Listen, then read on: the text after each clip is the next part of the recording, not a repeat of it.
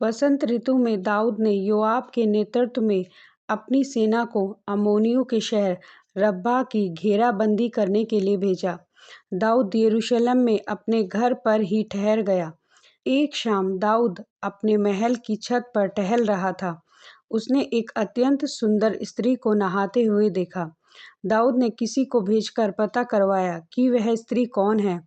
बताया गया कि वह हित्ती उरिया की पत्नी बतशेबा है और उरिया दाऊद की सेना में युद्ध पर गया हुआ था। दाऊद ने दूत भेजकर बतशेबा को बुलवाया। जब वह आई तो दाऊद ने उसे फुसलाया और उसके साथ सो गया। इसके बाद बतशेबा अपने घर लौट गई। कुछ समय बाद बतशेबा ने दाऊद के पास संदेश भेजकर कहा कि वह गर्भवती है। तब दाऊद ने हित्ती उरिया के पास संदेश भेजकर उसे मिलने के लिए बुलाया।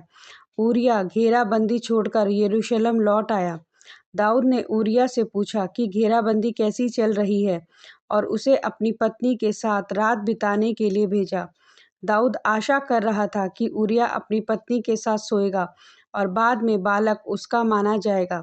लेकिन उरिया ने यह उचित नहीं समझा कि जब सारी सेना तंबुओं में रह रही है तब वह अपने घर जाकर सोए। इसीलिए वह अन्य सेवकों के साथ महल के प्रवेश द्वार पर ही सो गया। अगले दिन दाऊद को पता चला कि उरिया ने बतशेबा के साथ रात नहीं बिताई। तब दाऊद ने उसे नशे में धुत कर दिया, लेकिन फिर भी उरिया घर नहीं गया, बल्कि महल के प्रवेश द्वार के सामने चटाई पर सो गया। इसके बाद उरिया रब्बाह में घेराबंदी के लिए वापस चला गया। तब दाऊद ने योआब को पत्र लिखकर आज्ञा दी कि उरिया को सबसे भयंकर लड़ाई वाले स्थान पर आगे रखना और फिर सब लोग पीछे हट जाना, ताकि वह युद्ध में मारा जाए। योआब ने आज्ञा का पालन किया। उसने उरिया को उस स्थान पर नियुक्त किया जहां उसे पता था कि नगर के सबसे मजबूत रक्षक होंगे। योआब के कई सैनिक मारे गए और उनमें उरिया भी था, जो तीर लगने से मारा गया। जब बतशेबा को समाचार मिला कि उसका पति मर गया है, तो उसने उसके लिए शोक किया। शोक का समय समाप्त होने पर दाऊद उसे अपने घर ले आया और वह उसकी पत्नी बन गई। उसने दाऊद के पुत्र को जन्म दिया। परंतु दाऊद के इस कार्य ने यहोवा को बहुत अप्रसन्न किया। तब यहोवा ने नातान नबी को दाऊद के पास भेजा। नातान ने उससे कहा, किसी नगर में दो पुरुष थे, एक धनी और दूसरा निर्धन। धनी के पास बहुत सी भेड़ें और मवेशी थे, परंतु निर्धन के पास केवल एक छोटी मेमनी थी। उसने उसे अपने बच्चों की तरह पाला पोसा। वह उसके साथ खाती, उसके कटोरे से पीती और उसकी बाहों में सोती थी। वह उसके लिए पुत्री के समान थी। एक दिन धनी के पास एक यात्री आया। उसने अपनी भेड़ों में से एक लेकर भोजन बनाने के बजाय निर्धन की मेमनी को ले लिया और उसे मारकर अपने अतिथि के लिए भोजन तैयार किया। यह सुनकर दाऊद क्रोध से भर उठा और उसने यहोवा के जीवन की शपथ खाकर कहा, जिस मनुष्य ने यह किया है वह अवश्य मारा जाएगा। उसे उस मेमनी का 4 गुना भरपाई करनी होगी, क्योंकि उसने यह घिनौना काम किया है और उसे दया नहीं आई। तब नातान ने दाऊद से कहा, वह मनुष्य तू ही है।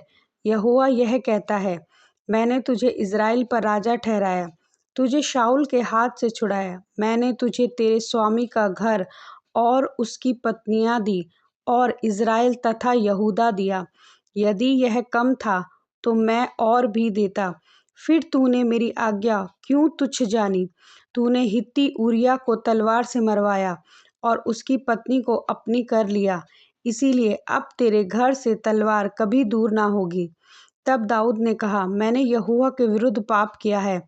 नातान ने उसे उत्तर दिया, यहोवा ने तेरा पाप दूर कर दिया है। तू नहीं मरेगा, परंतु क्योंकि तूने इस काम से यहोवा की घोर निंदा की है, इसीलिए जो पुत्र तुझसे उत्पन्न हुआ है वह अवश्य मरेगा।